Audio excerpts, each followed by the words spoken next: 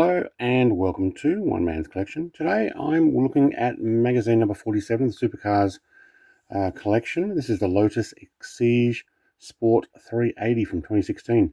We do have a 143 scale diecast car which I have opened. I will have a closer inspection of that later in the video. But first of all, we're going to go through the magazine like I do on each one of these.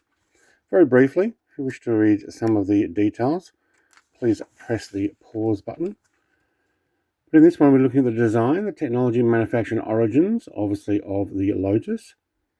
Lighter, faster, and more powerful than any road-going Exige before, the Sport 380 represented a major evolutionary step in the launch in 2016. So the Lotus Exige has slowly evolved into an ever more extreme forms since its V6 powered model was first unveiled in 2011. The Sport 380, which arrived in 2016, offered more power and less weight in time-honoured Lotus tradition. From memory, isn't it a Toyota Camry engine? Or the same as what's used in a Toyota Camry? Only much higher tuned. 1,110 kilograms. The Lotus Exige has always been a pared-back road racer. Early versions came with a diminutive four-cylinder engines and weighed well under a tonne. So the third generation model with a 3.5-litre supercharged V6 was something of a departure when it first appeared in 2011. Yep.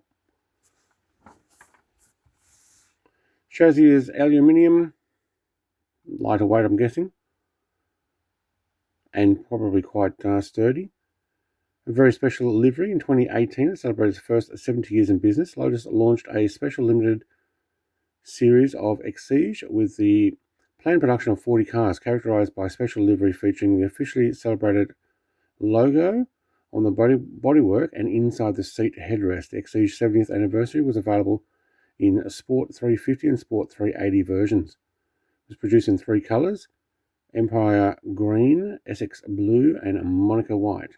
Guessing Monaco White there, yep. 48 to 2018. There you go. Full-size picture, very nice. Exige 380 Sport, that one. Just to add lightness, Exige Sport 380 epitomizes the Lotus approach of using a lightweight design to improve dynamics and performance. Combined with a potent supercharged V6 engine, this makes a truly supercar level of performance. They actually did get quite a lot out of it. The 1,000 kilogram barrier. In January 2017, Lotus launched an Exige 380 race, a racing version of the Sport 380 created with a single make Lotus Cup series in mind. A point of pride of the Hethel engineers was breaking the 1,000 kilogram barrier. The 380 race has a dry weight of 998 kilograms. Changes for the track use include modifications of the gearbox, suspension, aerodynamics. Additionally, the side windows were made of lightweight polycarbonate instead of glass.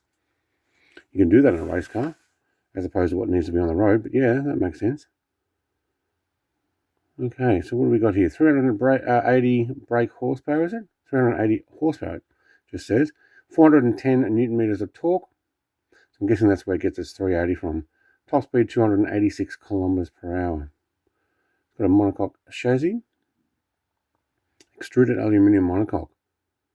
Structure is extremely rigid thanks to precision design and the use of cutting-edge production techniques. There you go. Manufacturing Exige range reached its peak in November 2017 with the launch of the Cup 430, an extraordinary car combining the most powerful Evora engine and a classic aluminium chassis. Sold in virtually a race-ready spec, it was nonetheless a fully certified road car. Dang. Actually looks good in that green with the, I'm guessing that's carbon fiber inserts and roof with the red stripes. Red stripes on the outside there. It looks really good. Not a lot inside, but hey, if you're looking at essentially a weekend track car and an absolute pocket rocket, yeah, you don't need it full of stuff. Nice red one. A special bond links Lotus to its Italian former owner Romano Attilio. Not sure I'm pronouncing that correctly, but who oversaw the launch of the Lotus Elise in the 1990s. Wasn't it named after his granddaughter? There we go. Elisa. Yeah. 22 years later, Elisa, who took part in the official launch of the car, the child, possesses a very same car. That one there. Wow. Very nice having a car named after you. So who wants to drive a Brett? Nobody.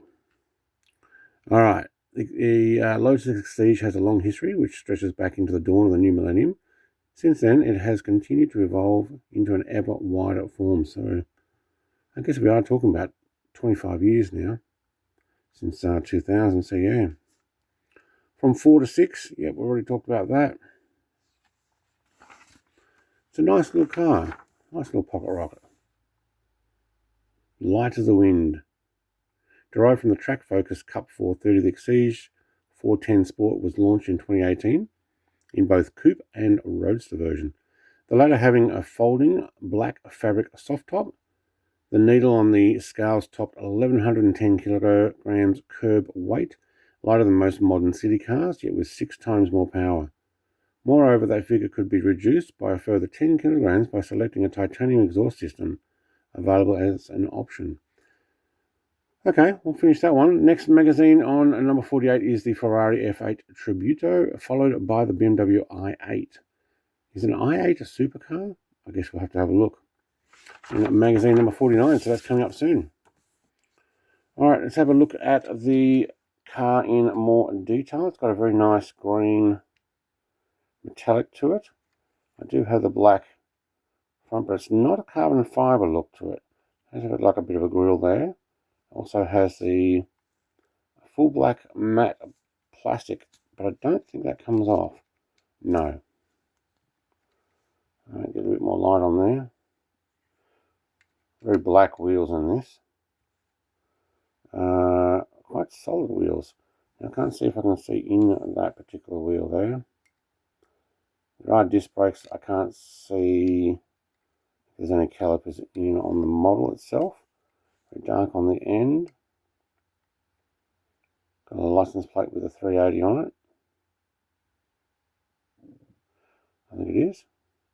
Lotus written across the back. Actually, that's not too bad. Inset lights. Got the silver across the tail, a black tail. Also got the full louver set here that is enclosed.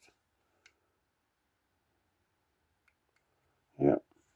Underneath, not much.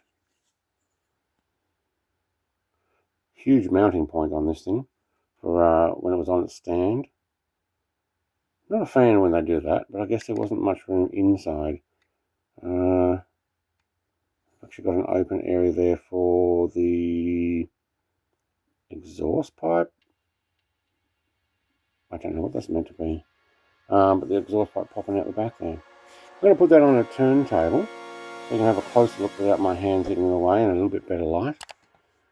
Thank you very much for watching. Like, comment, subscribe. I'll be back with number 48 next week. Cheers. Bye.